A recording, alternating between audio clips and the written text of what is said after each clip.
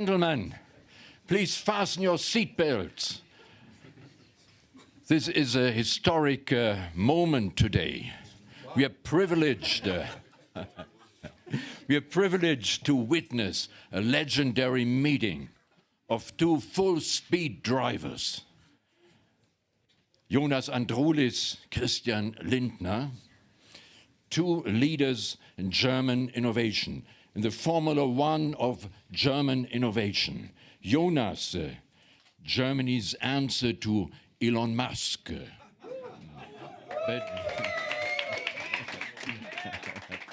But without his crazy tweets.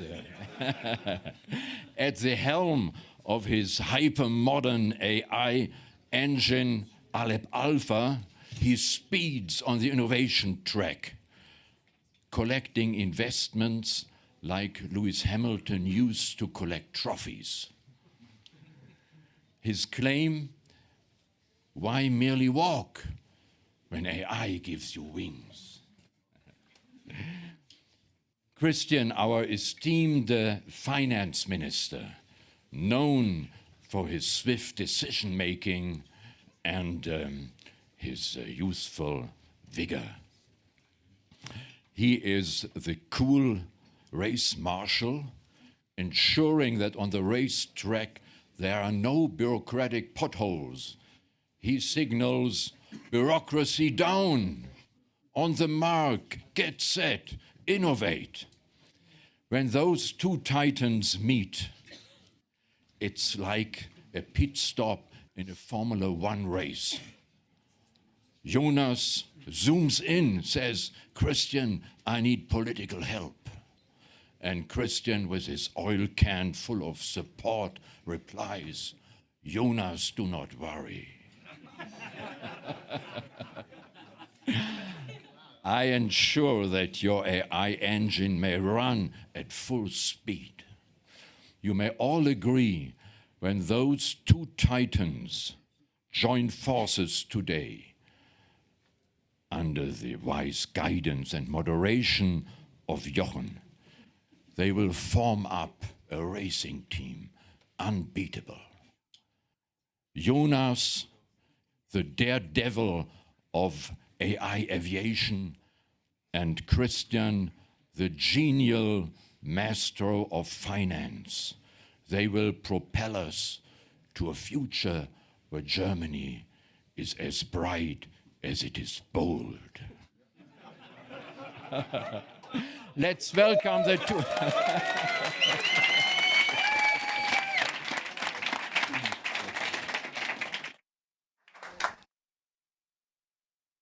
Herr Minister.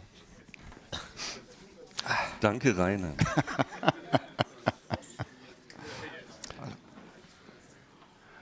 I'm not sure if you're even aware of the title of this session, right? I tell you, it's European sovereignty and public institutions in the AI era, right? Okay.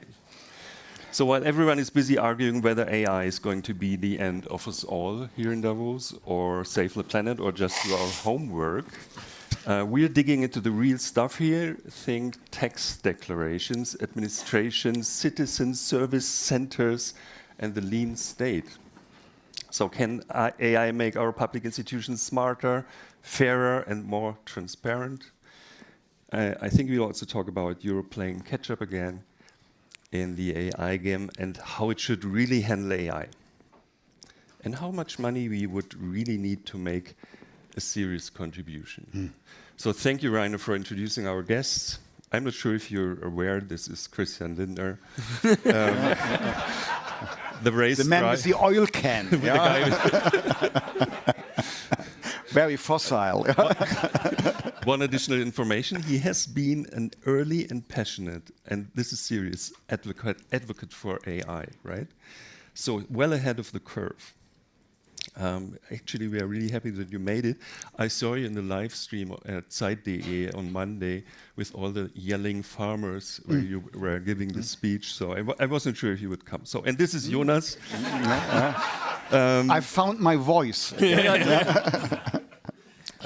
AlephAlpha, which specializes, let's be nerdy, in foundation models for enterprises and the government, and has recently secured a whopping Series B investment of $500 million.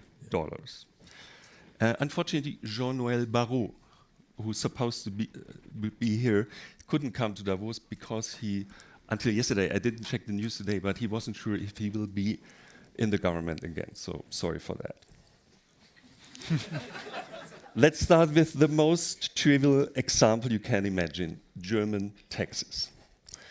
Minister Lindner, a high-ranking official from your Ministry of Finance, just told me he uses ChatGPT to prepare his taxes, right? So he's talking to the machine to make his tax preparation. This gives me hope for AI's future in Germany when key figures of the most stringent institutions begin to play with AI.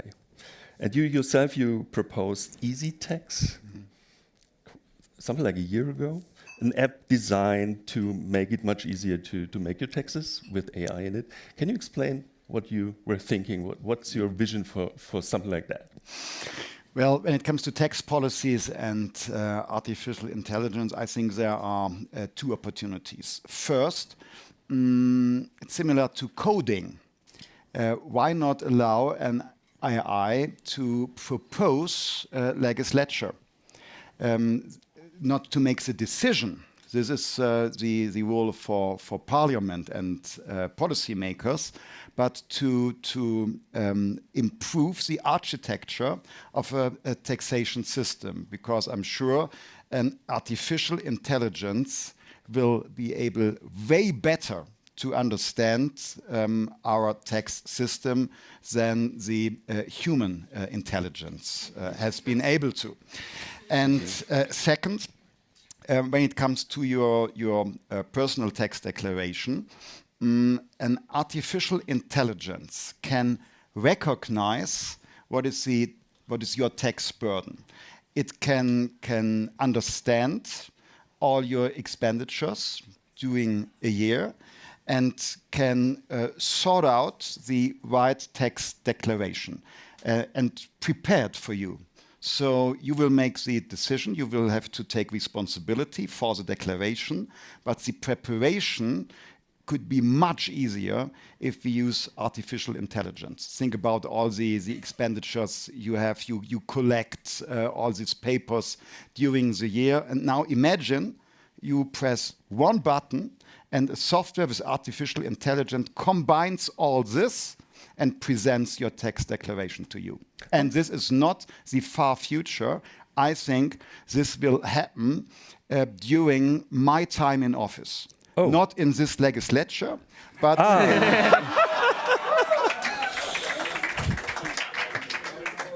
Good luck, good luck, good luck.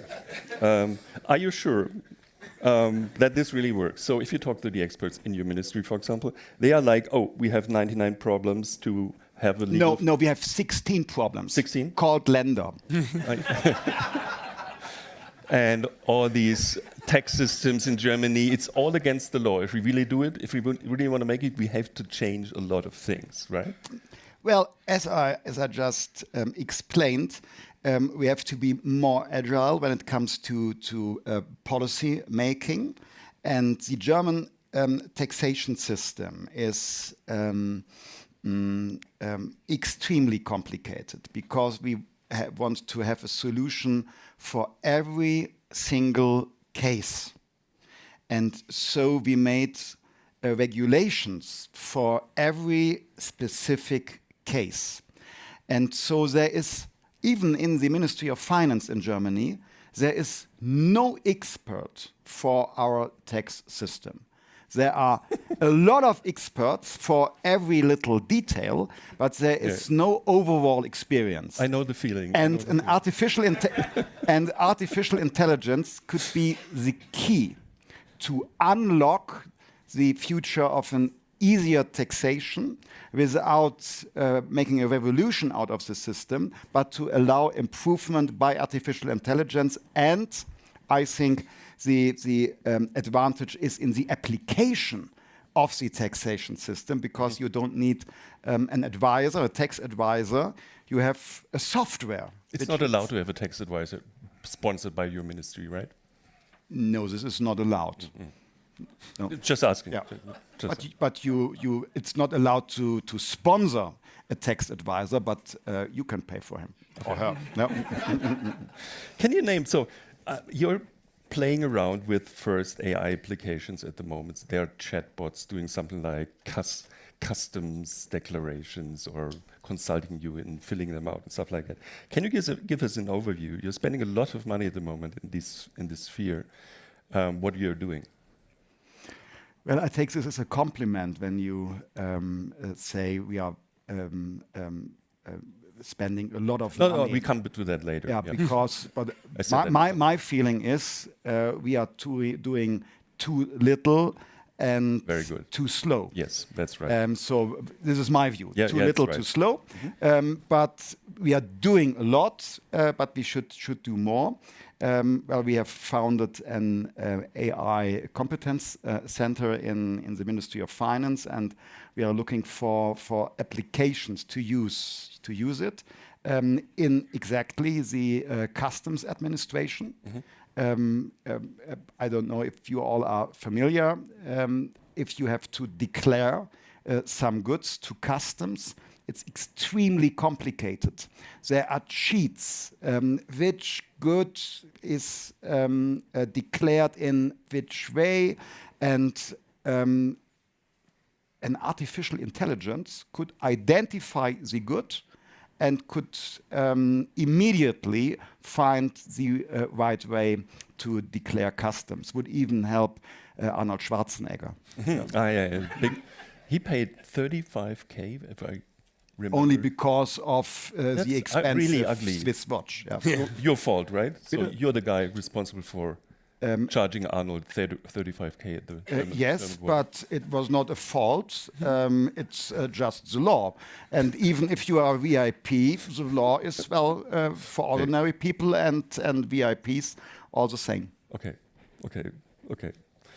Great campaign for the German customs team. If you are looking for a job, it's a very, very interesting employer. Yeah. I was asking myself, do you yourself use AI technology in your daily life or in your life as a minister? So is there something you do? Obviously, I assume you do not do your taxes with... I play a bit with ChatGPT, and then I prompt, suggest me the speech a German finance minister would deliver in front of a demonstration of German farmers. That's exactly. And if you have witnessed, can I show you my next question? Okay. I was asking myself if GPT wrote this speech because it's an unusual speech for you. Yeah. It was not your best speech. I'm not sure. I'm not sure, but I think artificial intelligence would have been worse. Why?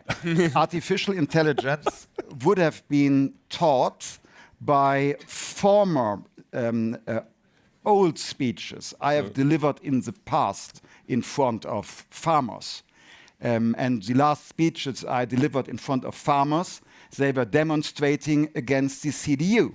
And I was a politician of the opposition.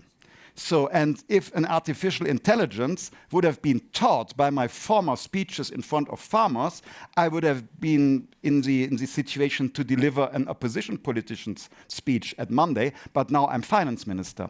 So I would have failed. Okay. So last question about taxes and customs. So, for example, in France, right? Yeah. They built a system automatically identifying pools, which is really funny because swimming pools. Yeah, everyone has a swimming pool, but nobody pays taxes for it. So they had this Google project together with Google and Capgemini. To identify the pools, and they earned a lot of money. I'm against taxes for pools. That's news. That's news. And in the US IRS, they are using AI to look into people that have more than $1 million revenue per year, and to just check if everything's all right. So what I'm asking myself, will AI check German taxpayers one day? Do you think that will ever happen? Can make news yes, now? it could be possible that the public administration will use artificial intelligence to look if a declaration is plausible. So if it meets the expectations from the past and give some warning light for a civil servant, please look at this declaration because here's something unclear. But I think we should not use artificial intelligence to put a network of detailed controls of our private lives. This, I would think, is not the right perspective. But as a tool for civil servants, I think artificial intelligence could serve very well.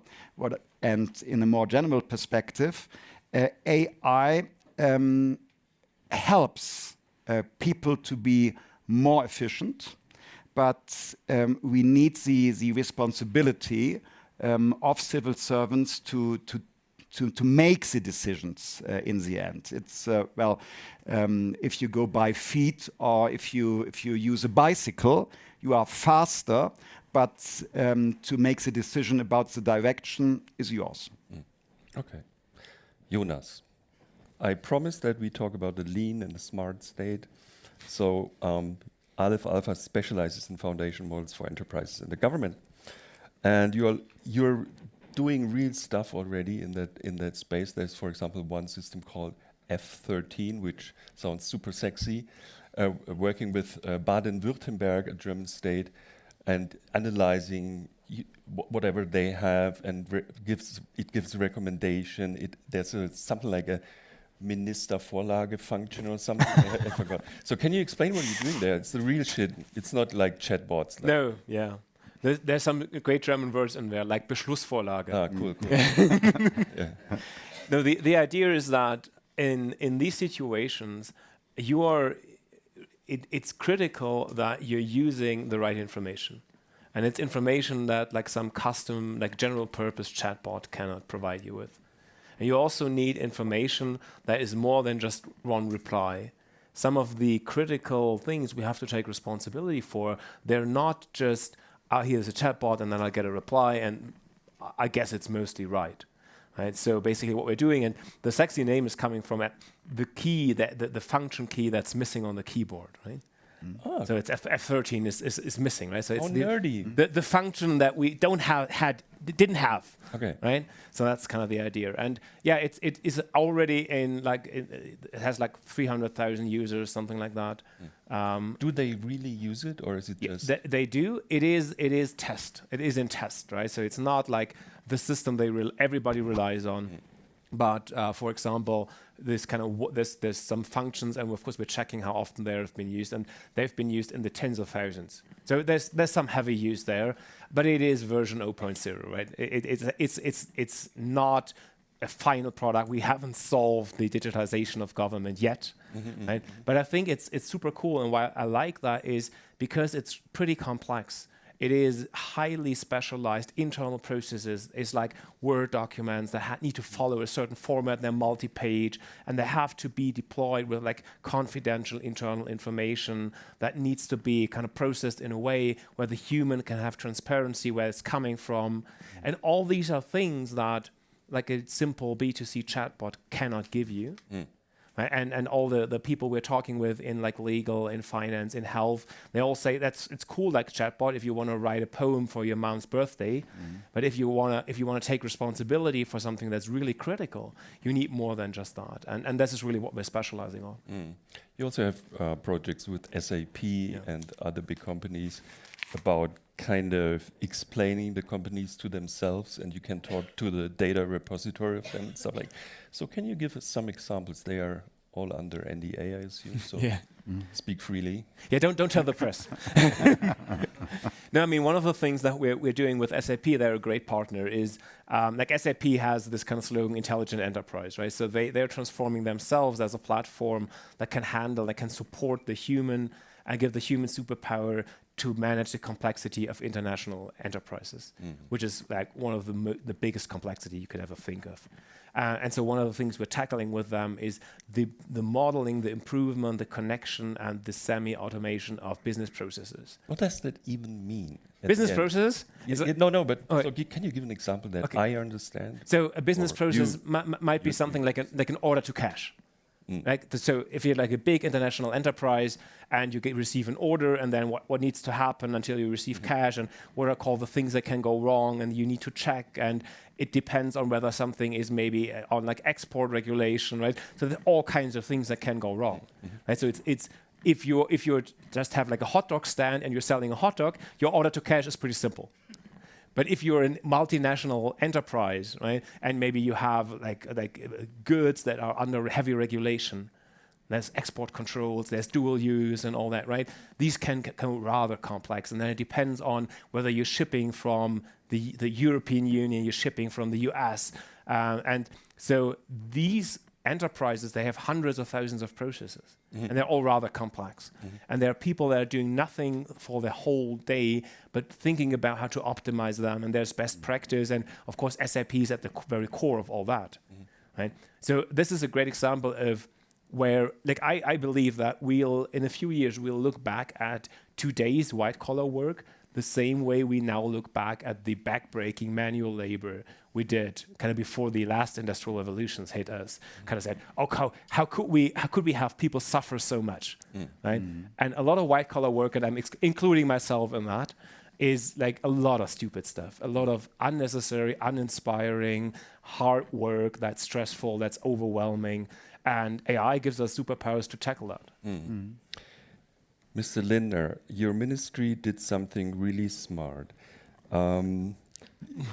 Sounds ironic. Yeah? No. As if it's an you built exception to be smart. Yeah. That's what you said. Yeah.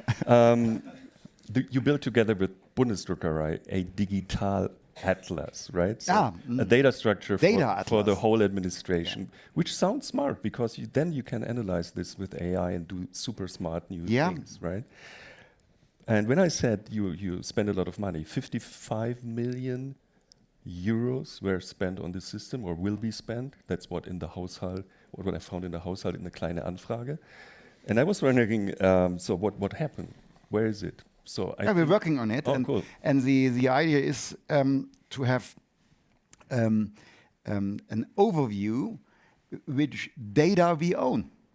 So you can train AI only if you have data, and the public sector owns so much data, but we don't know where, what. Is it updated or outdated? And so now we are making efforts to make this data accessible. And I wonder why in the past nobody had the idea to do such a project or to implement such a project, but we did now, and I hope that we will see the results very soon. This quarter, that's what you said, 2022? We will have results this year in the first quarter. I hope so. Okay. Well, in the time of my office. Okay. So this quarter, that's news. So you are one of the few in the German government who have consistently harbored a positive outlook on AI. That's a fact.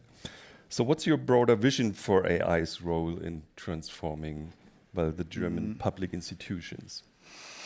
Well, let me start with one impression. My impression when I talk to people in Germany is too often that people ask, what does AI to me?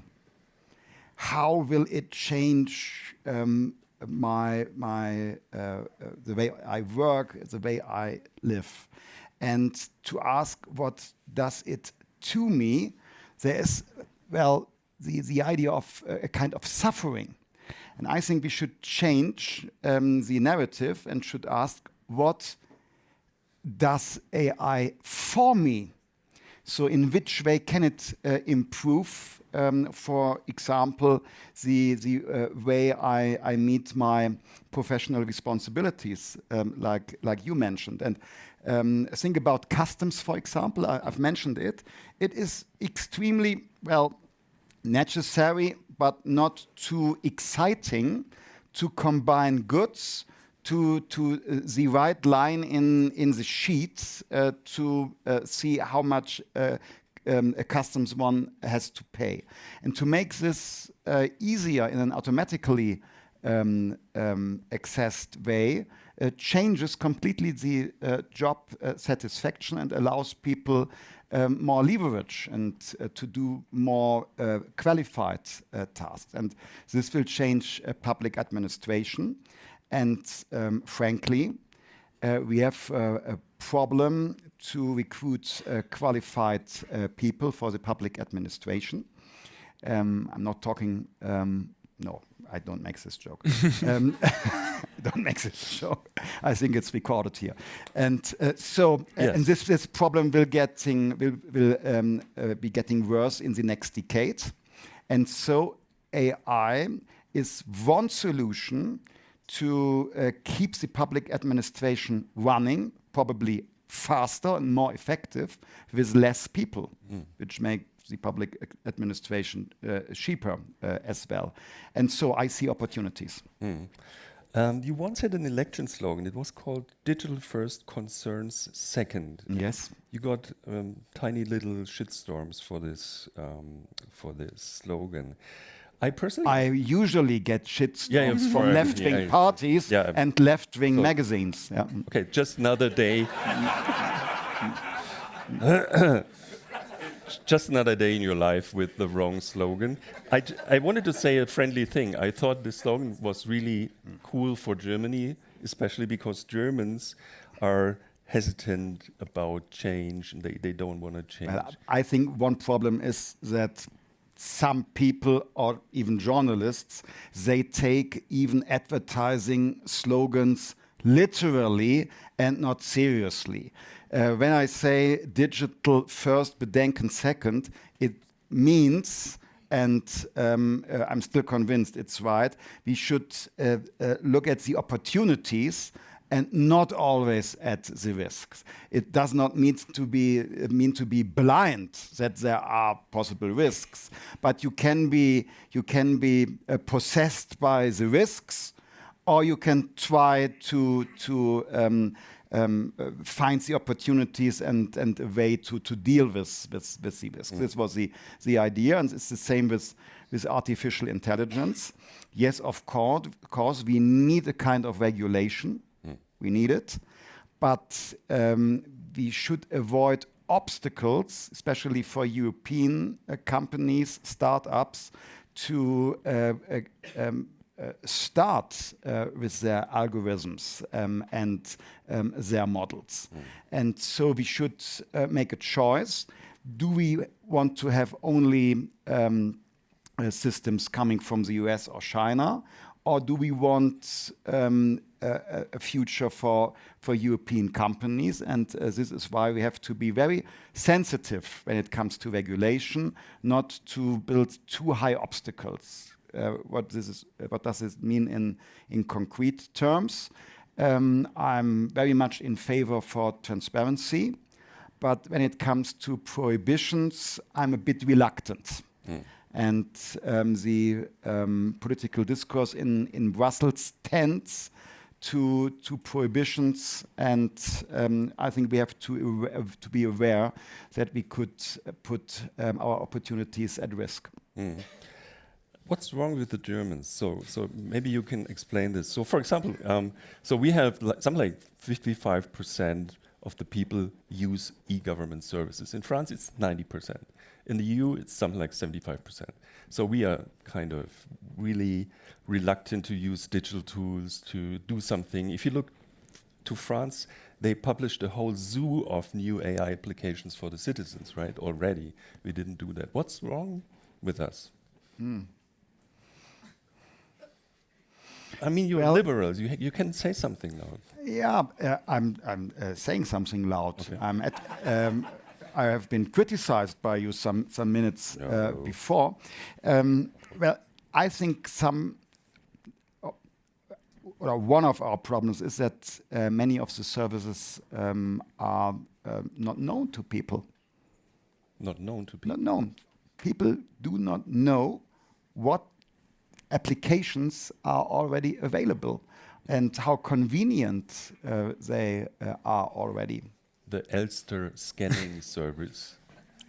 You can advertise. There are private sector applications which use the Elster technique, and for example, who knows that you can ask the Flensburg authorities about your points? Everybody knows. So all the With Germans. digital means, you know. Yes. Yeah. No, I do not know if everyone So knows it. So there are check it out. It's there a are great much tool. more. There are much more applications. Many people do not know, and frankly, of course, we can do even better to make them more convenient. You have mentioned Elster, which is a start, and not we have not seen the finishing flag of this application. But we are making progress. And the more and more we are making progress with our offerings, people may accept them. Mm-hmm. So let's talk. Sagen Sie immer. Ja. Oh yeah. How, Mr. Lindner, thank you. Can you give us a bit of an insight? The readers of ZEIT online with an online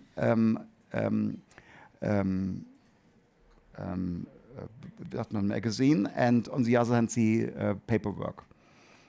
An insight in what sense? What do you mean? The quote. How many of your readers read exclusively online, and how many paper? 50-50. 50-50. Okay, only 50-50. The CEO is here, so why would I answer this question? Right? So only 50-50. Why is that? Is your app not convenient enough? Yeah.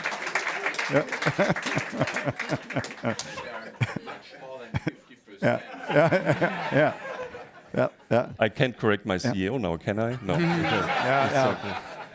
It's really bad. Without kidding, we can do better. On the one hand, public administration can be better in Germany, faster, more convenient. One portal you can use every public services, and on the other hand, we can ask people to use it and to get experienced with it. I don't want to advocate for the status quo. Don't misunderstand me. But we are not at the starting point. We have made progress, but we are not Estonia. We are still Germany, unfortunately. You should do more advertising in good magazines. More advertising. Ministry of Finance. Okay. I won't answer the question. So let's talk about money.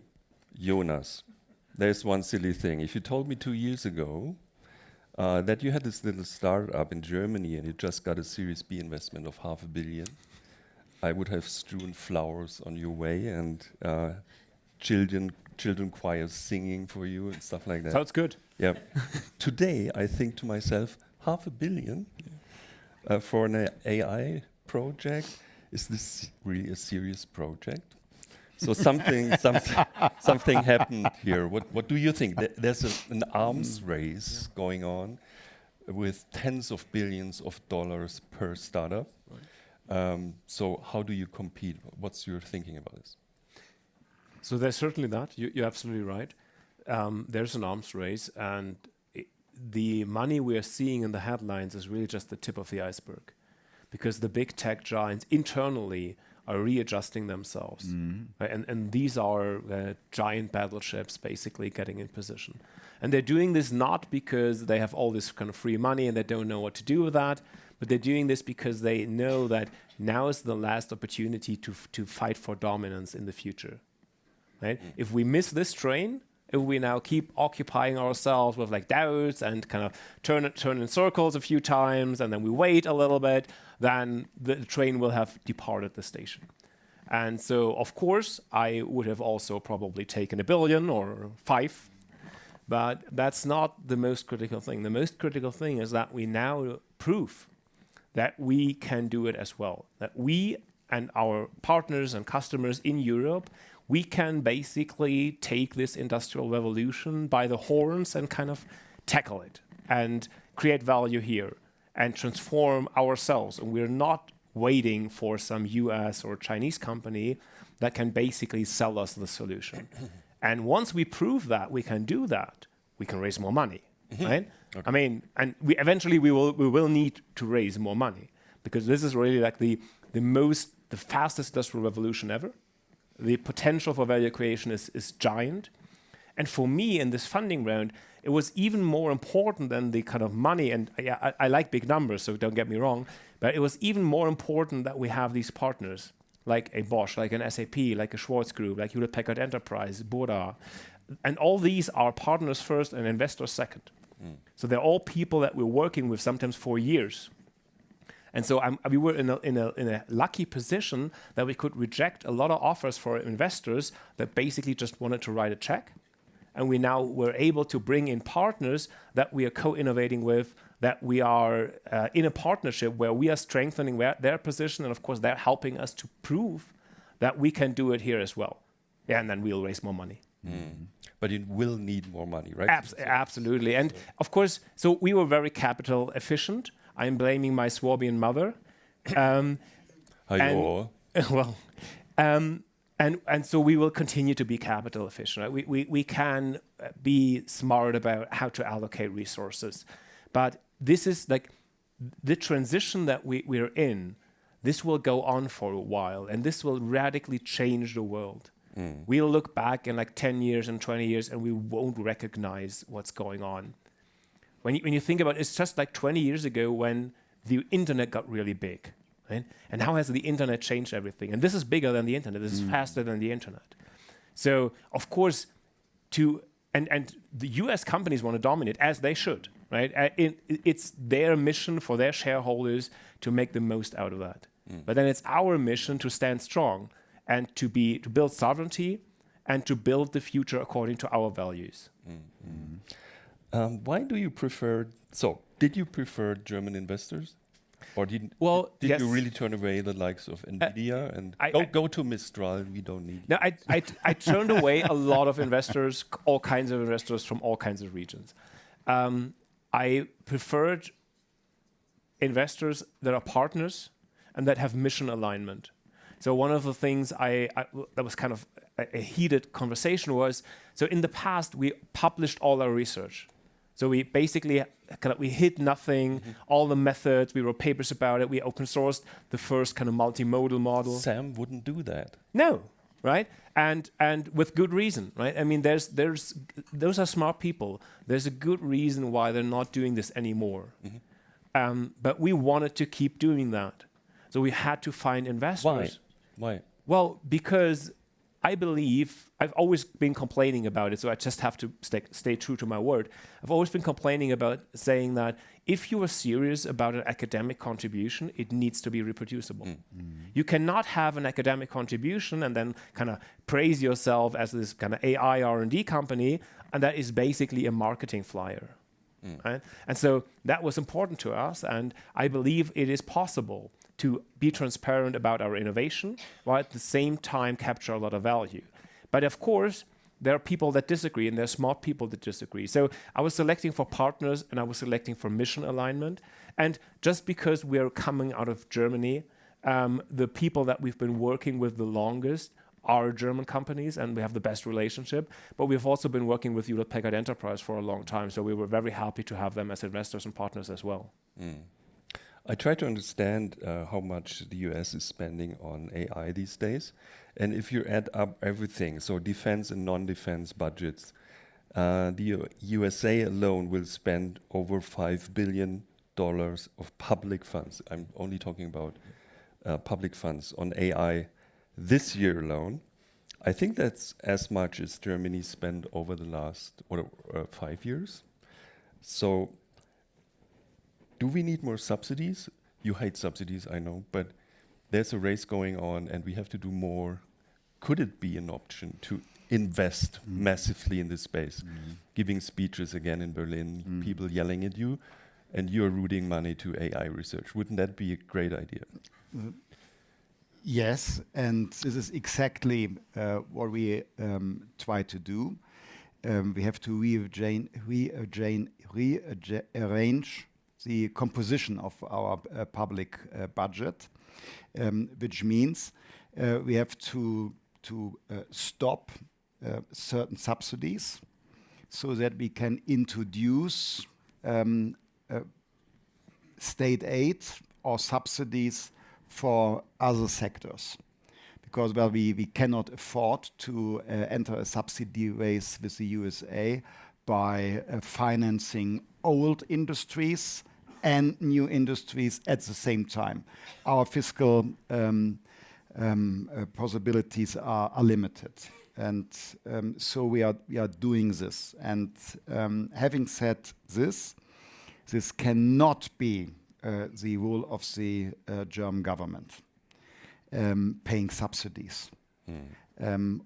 Our responsibility is to improve the framework conditions and to maintain a regulatory framework which allows companies to be successful within the European Union. It is our responsibility to fund research. For example, we are making efforts at universities and research facilities that they focus more and more on artificial intelligence, and we have managed, I think, last year to fulfill the objective to have 100 chairs for artificial intelligence at German universities. And then now the most important objective is we need to improve the access to private sector company.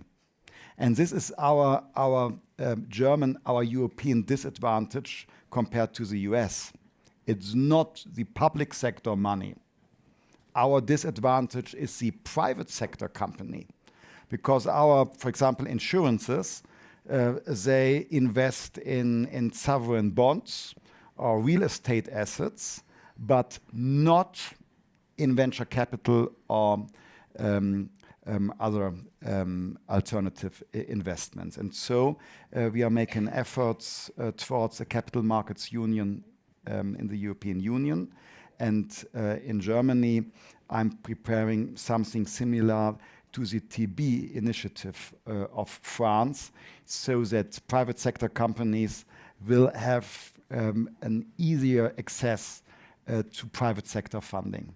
And this is our disadvantage. Do we need, so I was wondering when, for example, the AI Act was in discussion, why didn't we in parallel discuss about a European investment in AI? So this just... Actually, we are doing it.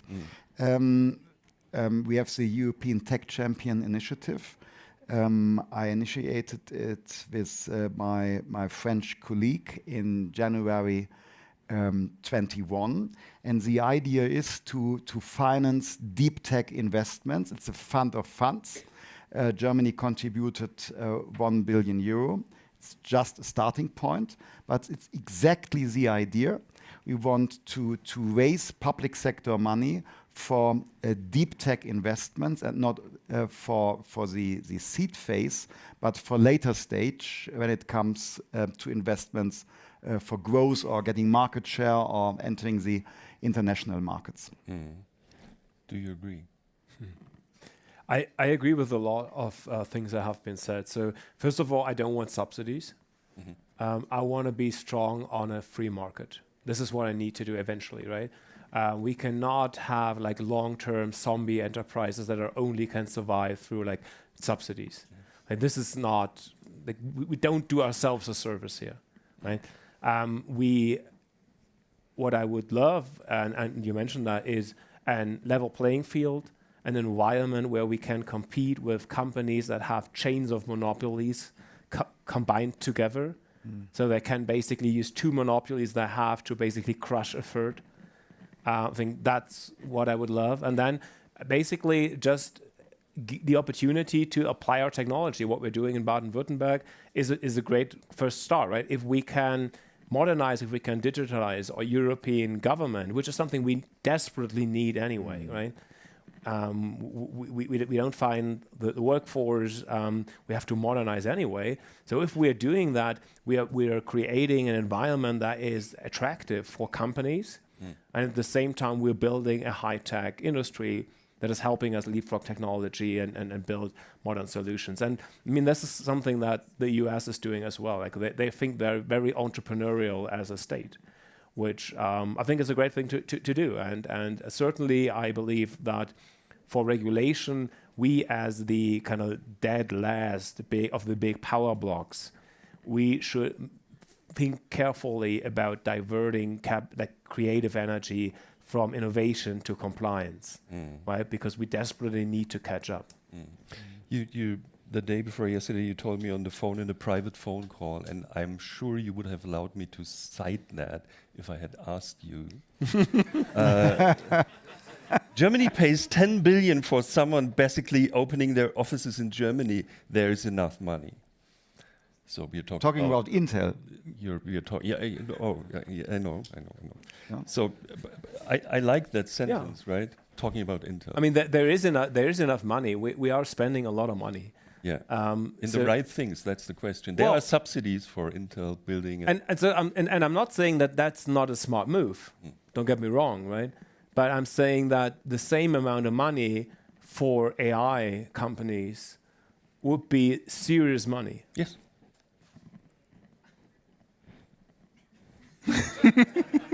But any opinion on that? Any opinions on that? But yes, from the other side. Yes, my opinion is we have a subsidy race in the chip and semiconductor industry. We have to have resilience in our supply chains. And on the other hand, yes, there are subsidies for artificial intelligence, but if we strengthen the private financial capacities, our artificial companies which are leading, they can be funded by the private sector. And this is the difference to the chip and semiconductor industry. Without public sector spending and subsidies, you won't see fabs in Germany or on European soil, but you will see successful AI companies funded privately. So you're saying basically we shouldn't worry about our next funding round. It's going to be good. Now I trust you. All right. In this private phone call, you also mentioned that there were other countries. So what I'm talking about now is agility of nations, right? You told me that when the AI Act was in discussion, people called you from other countries telling you, hey, we have much more interesting rules here in country. So which countries called? So I have been pitched a relocation, basically saying that we have much more favorable environments in general, which actually might be true. So the UK is much better than... It might be. I'm not the expert on kind of everything UK, right?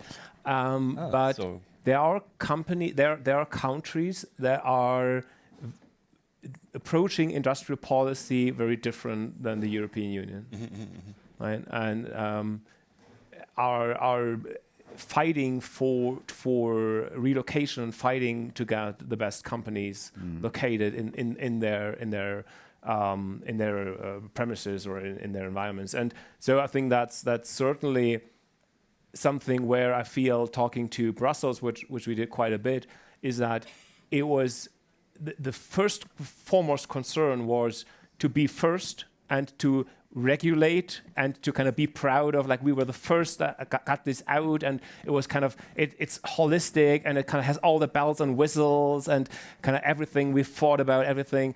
And there was the concerns about how can we make sure that the companies that we have that are developing in the European Union get all the support and can grow to be international champions. The CEO of Deutsche Bank yesterday at the ZEIT panel here in Davos with Uwe, who's also here, said, if I remember it correctly, Europe seems to be the Silicon Valley of regulation. And I found that a really funny thing. But if you think about it, it's maybe our major problem at the moment, right? Yeah, exactly. In all sectors, it's a problem. I think the fascinating idea of the European Union is a single market. A room where people have everyday new chances, and we are about to make out of this fascinating project a project of red tape. And we should change the direction. We need a level playing field, and we need smart regulation. But we tend to over-engineer the regulation so that almost nothing is possible or is extremely costly within the European Union. And I think we have already met the limits, and we have to reduce the bureaucratic burden for all sectors. What is new for me as an observer of political processes, in this case, the little startups were a big lobby, right? So Mistral and you, for example, you were really fighting behind the scenes in a way I've never seen before for these small companies, right? And you're not Microsoft, you're not Google, you're not Apple, but you managed to change a lot of the laws that were in discussion, right? I believe so, a little bit, right? Oh yeah. If everybody would have listened to me, we would have different regulation altogether. No, but I mean, the interesting thing, and I really appreciate that, is that, and sometimes pretty late in the process, is that Germany and the German leaders noticed that we have a strong company like AlephAlpha and others developing, and France noticed that, hey, wait a minute, there's Mistral, right? And so they were listening, and maybe we started this process with the assumption that we would have no shot at this. Maybe we went into this thinking that, oh, there will be no European AI, right? So we can just write the rules to kind of get on the nerves of big tech, of US big tech that are entering our markets, and we can force them to put pop-ups on everything and disclaimers on everything, right? And we can kind of make lives difficult for them. And then we noticed suddenly, wait a minute, we have phenomenal teams, we have companies that are readjusting themselves, we have strong players, and maybe we should be mindful if those strong players tell us, we think it's dangerous what you're doing currently. But you also shifted the risk from companies like you building the large models, right, that are super complex, rather to the German, for example, German Mittelstand, and they have to apply the technology and they take all the risk if something. No, not at all. They had all the compliance, all the regulation that any of our customers have. What are they doing to meet this? They're knocking on our door.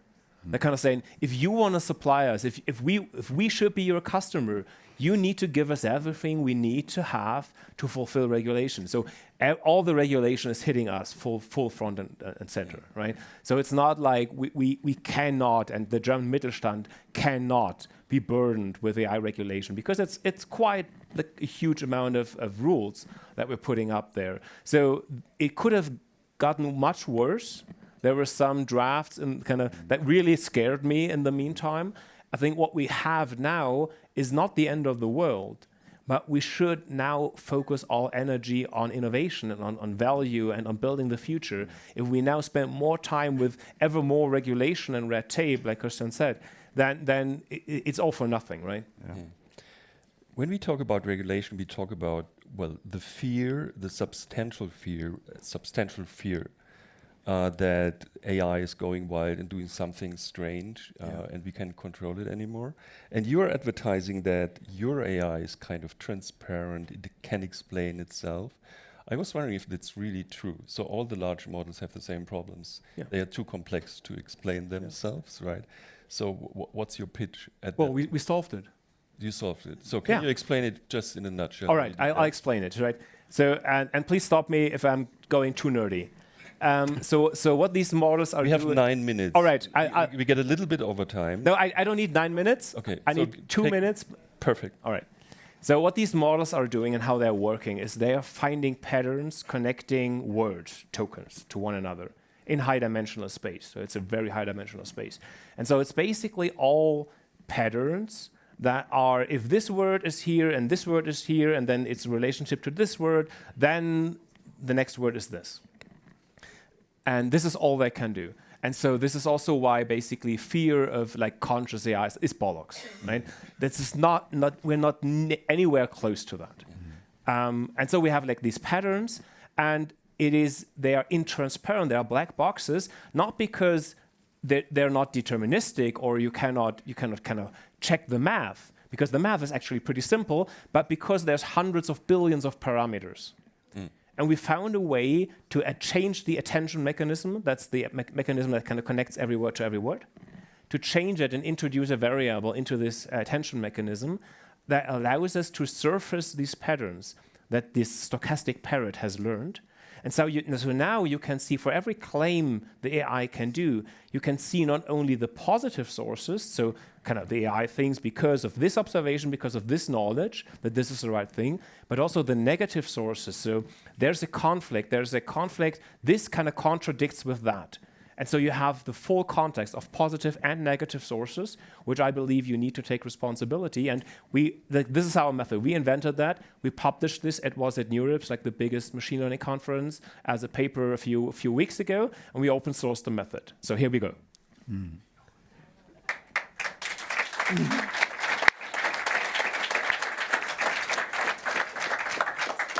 I'm getting kill signs already. I'll ignore them. I talked to our hosts. Okay, so we come to an end. Last question for the two of you. If you had kids, so I have 3 kids, and I have to raise them, and I have to think about what their future will be, and recommend kind of their education to them. They ignore it totally, but you can try. What would your recommendation be in a world that is changed by software in a way we see at the moment? So what's the future of kind of education and learning? So I think our education system is horribly anachronistic as is, right?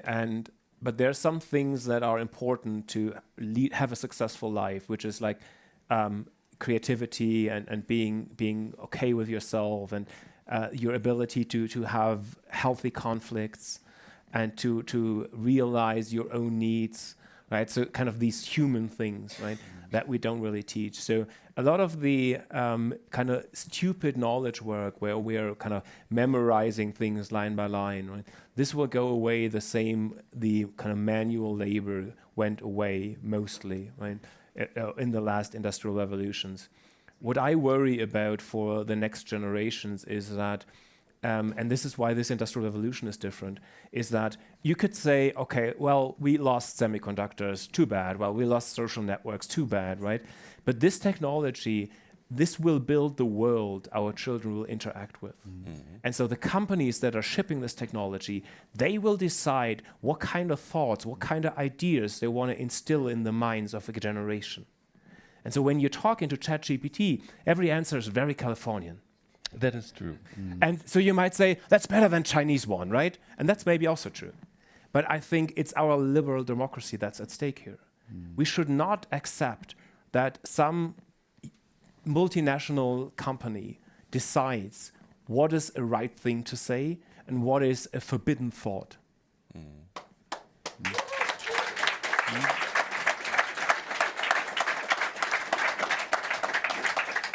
You are, by the way, a member of the Liberal Party. I forgot to mention this. You have the last word. He could become a member of. Well, my answer is quite similar. I think it's on the one hand competencies and methods, and on the other hand it's personality and character. We are living already in a multi-optional society. And we will have much more options in the future. And what matters then is a character and personality to make reasonable decisions about your own life and to judge wisely about society. And this is nothing you can delegate to any kind of artificial intelligence. It's by values. In the end, it's by heart. And so we have to get rid of all the old stuff and concentrate on strengthening personalities. Thank you, dear audience, for staying in the sauna with us and being so lively. Thank you, Minister. Thank you, Jonas. Thanks.